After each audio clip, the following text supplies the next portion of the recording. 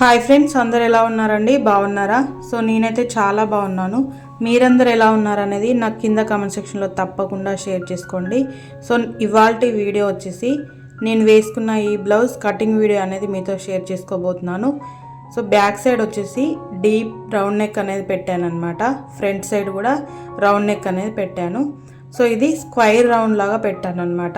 So మనకి square round లాగా పెడితే షేప్ అనేది బాగుంటుంది అనమాట, నార్మల్ రౌండ్ నెక్ కంటే. సో ఇలా డీప్గా వెడల్పుగా రావాలంటే మెజర్మెంట్స్ అనేవి ఎలా తీసుకొని కట్ చేసుకోవాలనేది ఈ వీడియోలో డీటెయిల్గా నేను ఎక్స్ప్లెయిన్ చేశాను. వీడియోని ఎక్కడ స్కిప్ చేయకుండా లాస్ట్ వరకు అయితే చూడండి. సో ముందుగా వచ్చేసి ఈ బ్లౌజ్ కటింగ్ కోసం మెజర్మెంట్ బ్లౌజ్ అలాగే లైనింగ్ ఫ్యాబ్రిక్ని అయితే తీసుకున్నాను. సో నేను వీడియోలో చూపిస్తున్న ఈ మెజర్మెంట్ బ్లౌజ్ క్రాస్ కటింగ్లో ఉందన్నమాట. సో ఈ బ్లౌజ్ కటింగ్ కూడా నేను ఆల్రెడీ మన ఛానల్లో అప్లోడ్ చేశాను. ఇంకా ఎవరైనా చూడని వాళ్ళు ఉంటే ఒకసారి వెళ్ళి చెక్ చేయండి. సో నేను ఈ వీడియో కింద డిస్క్రిప్షన్లో లింక్ కూడా ఇస్తాను, క్రాస్ కట్ బ్లౌజ్ అని చెప్పి. సో ఆ లింక్ని క్లిక్ చేసి కూడా మీరు చూడొచ్చు అనమాట. సో ముందుగా వచ్చేసి మనం తీసుకున్న ఈ లైనింగ్ ఫ్యాబ్రిక్లో ఒక సైడు హ్యాండ్స్ కటింగ్ కోసం ఇలా 4 ఫోల్డ్స్ లాగా వేసుకోవాలన్నమాట. సో ఇలా 4 ఫోల్డ్స్ లాగా వేసుకున్నప్పుడు ఒకవైపు ఎక్కువ ఉండి ఇంకొక వైపు తక్కువ ఉండేలాగా ఫోల్డింగ్ అనేది చేశానమాట. సో ఇలా ఎందుకు వేసానంటే 2 సైడ్లు జాయింట్ అనేది వేయకుండా ఒకే సైడ్ లైనింగ్ ఫ్యాబ్రిక్ జాయింట్ అనేది వేసేలాగా ఉంటుంది. మనకు స్టిచ్చింగ్ చేసినప్పుడు వర్క్ ఈజీ అవుతుంది అనమాట. సో అందుకోసం ఇలా ఒకవైపు ఎక్కువగా ఒకవైపు తక్కువగా ఫోల్డింగ్ అనేది వేసి కింద సమానంగా కట్ చేసుకున్నాను. సో తర్వాత మనం కింద హ్యాండ్ ఫోల్డింగ్ కోసం అంటే హెమ్మింగ్ చేయడం కోసం, ఫోల్డింగ్ వేయడం కోసం ఒక 1 ఇంచ్ మార్కింగ్ అనేది చేసుకొని స్ట్రెయిట్ లైన్ అనేది ఇలా గీసుకున్నాను అనమాట.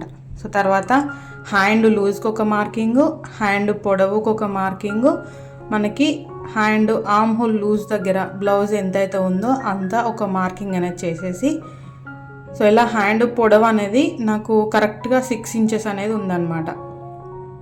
సో ఇలా ఎక్స్ట్రా ఖర్చులు పోను, నాకు కరెక్ట్గా ఉన్నది 6 ఇంచెస్ ఉంది. సో తర్వాత హ్యాండ్ డౌన్ వచ్చేసి నేను 4 ఇంచెస్కి మార్కింగ్ అనేది చేస్తున్నాను. సో కొంచెం కప్ స్లీవ్స్ లాగా హ్యాండ్ లేచి ఉండేలాగా నేను స్టిచ్ చేద్దాం అనుకుంటున్నాను. సో అందుకోసమే 4 ఇంచెస్ డౌన్ అనేది పెట్టాను అనమాట. సో నార్మల్గా అయితే 3 ఇంచెస్ పెడితే సరిపోతుంది, కాకపోతే నేను 4 ఇంచెస్కి డౌన్ అనేది ఇచ్చాను. సో తర్వాత ఇక్కడ ఒక 1.5 ఇంచ్కి ఒక మార్కింగ్ అనేది చేసుకొని హ్యాండ్ షేప్ అనేది ఇలా ఫ్రీ హ్యాండ్తో గీసేసి కటింగ్ అనేది చేసుకోవాలన్నమాట. సో తర్వాత వచ్చేసి ఇక్కడ నేను హ్యాండ్ లోత్ కోసం మార్కింగ్ అనేది చూపిస్తున్నాను అనమాట. సో నేను ఇది ఆల్రెడీ చూపించాను, కాకపోతే అది రికార్డ్ అవ్వనట్టుంది, అందుకే మళ్ళీ చూపిస్తున్నాను అనమాట ఇంకొక వైపు.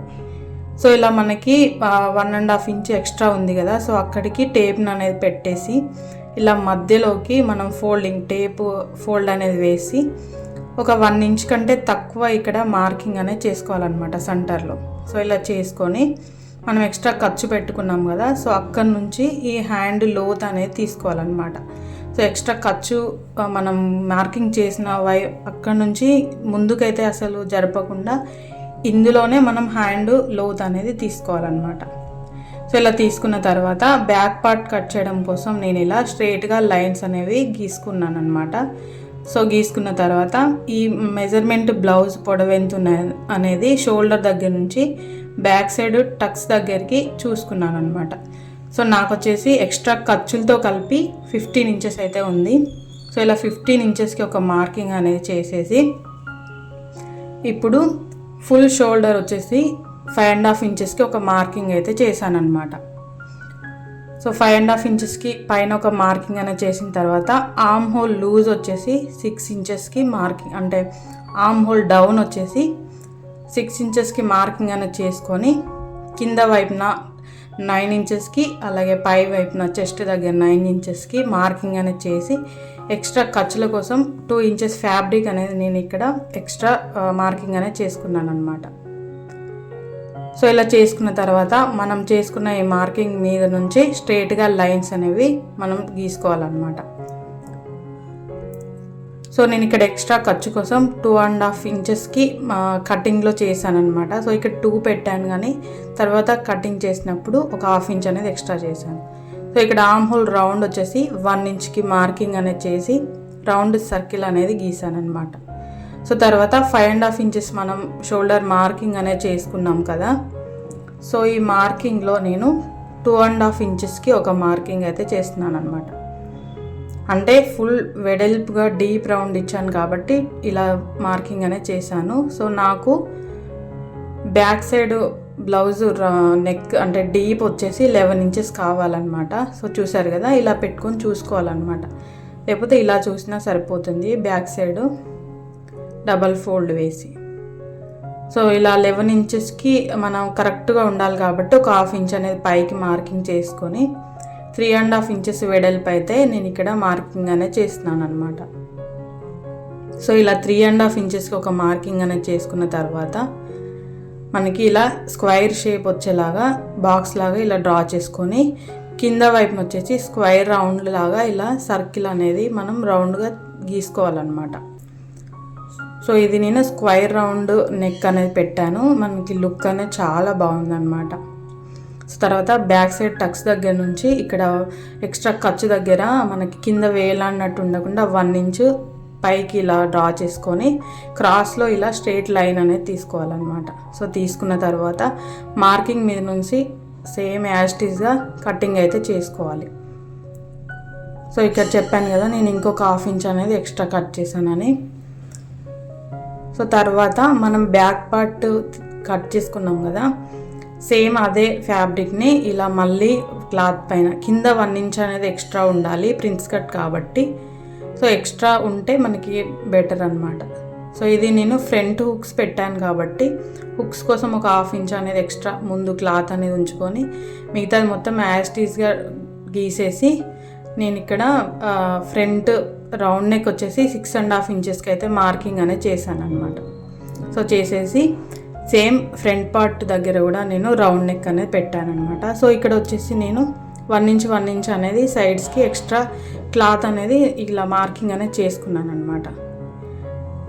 సో చేసుకొని బ్యాక్ సైడ్ టక్స్ దగ్గర కూడా ఒక మార్కింగ్ అనేది చేసుకోవాలి. సో చేసుకున్న తర్వాత ఇప్పుడు కింద వైపున 4 ఇంచెస్కి ఇలా మార్కింగ్ అనేది ముందుగా చేసుకొని తర్వాత మనకి షేప్ డౌన్ అంటే షోల్డర్ దగ్గర నుంచి మనకి చెస్ట్ షేప్ దగ్గరికి 10 ఇంచెస్కి ఒక మార్కింగ్ అనేది చేసుకోవాలన్నమాట.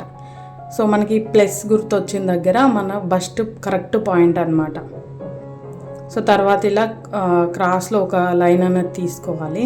సో తీసుకొని ఇక్కడ మనకి ఈ ఆర్మ్ హోల్ రౌండ్ దగ్గర మనకి ఎప్పుడైనా ఇలా క్రాస్లో తీసుకోవాలన్నమాట. సో తీసుకొని మనకి కింద షేప్ పట్టి దగ్గర 2.5 ఇంచెస్ లాగా ఒక మార్కింగ్ అనేది చేసుకొని ఇలా షేప్ అనేది నార్మల్గా గీసేసుకోవాలన్నమాట. సో దాదాపు ప్రిన్స్ కట్ అంటే చాలా వరకు ఇలానే కట్ చేస్తారు. సో కాకపోతే మనకు కరెక్ట్ షేప్ రావాలంటే నేను ఒక టిప్ చెప్తాను చూడండి. సో ముందుగా ఇలా మార్కింగ్ చేసుకున్న మీద నుంచి కటింగ్ అనేది చేసుకున్న తర్వాత సో ఇక్కడ జాగ్రత్తగా గమనించండి, మనం ముందు షేప్ ఇలా అనేది తీసుకున్నాం కదా. సో తీసుకున్న దగ్గర 4 ఇంచెస్కి నేను మార్కింగ్ అనేది చేశాను అనమాట. సో చేసిన దగ్గర మనం ముందు చేసుకున్న మార్కింగ్ కంటే ఒక 1 ఇంచ్ కంటే కొంచెం తక్కువ ఇలా ముందుకి జరిపి మార్కింగ్ అనేది షేప్ లాగా మనం మార్కింగ్ అనేది చేసుకోవాలన్నమాట. సో నేను కటింగ్ చేసిన తర్వాత మీకు ఆ షేప్ అనేది అర్థమవుతుంది, ఒకసారి చూడండి. సో ఇలా చూసారు కదా, ఇలా కరెక్ట్ మనకి మన బస్ట్ పాయింట్ సైడ్కి తిరిగితే ఎలా అయితే మనకు షేప్ అనేది ఉంటుందో సేమ్ అదే విధంగా ఇక్కడ కూడా షేప్ అనేది రావాలన్నమాట కటింగ్లో.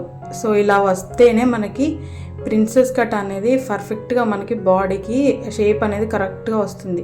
అంటే మనకి అణిగినట్టు ఉండకుండా బాగా వస్తుంది అన్నమాట. సో తర్వాత వచ్చేసి ఇక్కడ మనకి ఫ్రంట్ సైడ్ వచ్చేసి కొంచెం మనకి ఆర్మ్ హోల్ రౌండ్ దగ్గర లోత్ అనేది తీసుకోవాలి కదా. సో లోత్ తీసుకునేటప్పుడు కూడా డైరెక్ట్గా కట్ చేయకుండా బ్యాక్ పార్ట్ మనం ముందుగా కట్ చేసాం కదా, సో దానిపైన ఇలా ఒకసారి వేసుకొని సో ఆ బ్యాక్ పార్ట్ ఎంతైతే ఉందో సో దానికంటే ఒక 1/2 ఇంచ్ అనేది లోపల కట్ చేసుకుంటే సరిపోతుంది అన్నమాట. సో ఇలా మనం లోతుకి కట్ చేసుకుంటే ఫ్రంట్ సైడ్ అనేది మనకి ముడతలు రాకుండా బాగుంటుందన్నమాట. సో ఇలా సో ఇక్కడ మనకి ఈ ఇంతటితో ఈ ఫ్రంట్ పార్ట్ కటింగ్ అనేది కంప్లీట్ అయింది. ఒకసారి బ్యాక్ పార్ట్ అంత ఉందా లేదా అనేది ఒకసారి చెక్ చేసుకోవాలన్నమాట. సో 11.5 ఇంచెస్ నాకు కరెక్ట్గా ఉంది. సో ఇలా కరెక్ట్గా వస్తేనే మనకి ఫ్రంట్ పార్ట్ కటింగ్ అనేది పర్ఫెక్ట్గా వచ్చినట్టు. సో ఒకవేళ క్లాత్ అనేది ఎక్స్ట్రా వచ్చిందంటే కటింగ్లో మనం మిస్టేక్ చేసినట్టే అనమాట. సో ఫ్రంట్ ఇక్కడ మనకి కింద వైపున వచ్చేసి స్టిచ్చింగ్ చేసేటప్పుడు సమానంగా చూసుకొని కట్ చేసుకోవాలన్నమాట. సో ఇలా ఫ్రంట్ పార్ట్ బ్యాక్ పార్ట్ అలాగే ఎదురెదురుగా ఇలా మార్కింగ్స్ అనేవి ముందుగానే చేసేసుకోవాలి. సో ఇలా చేసుకుంటే మనం స్టిచ్చింగ్ చేసినప్పుడు కన్ఫ్యూజ్ అవ్వకుండా ఉంటామన్నమాట. సో హ్యాండ్స్కి వచ్చేసి ఇక్కడ జాయింట్ అనేది పడుతుంది కదా, సో దానికోసం నేను ఇక్కడ లైనింగ్ పీస్ అనేది ఇందులో పెట్టేశాను అనమాట. ఈ బ్లౌజ్ కటింగ్ వీడియో అనేది కంప్లీట్ అయిపోయింది. సో ఎలా అనిపించింది అనేది నాకు కింద కామెంట్ సెక్షన్లో తప్పకుండా షేర్ చేసుకోండి. వీడియో నచ్చితే కనుక ఒక లైక్ చేయండి, మీ ఫ్రెండ్స్ అండ్ ఫ్యామిలీకి కూడా షేర్ చేయండి. ఛానల్ని తప్పకుండా సపోర్ట్ చేయండి. Thank you so much for watching this video. Bye bye.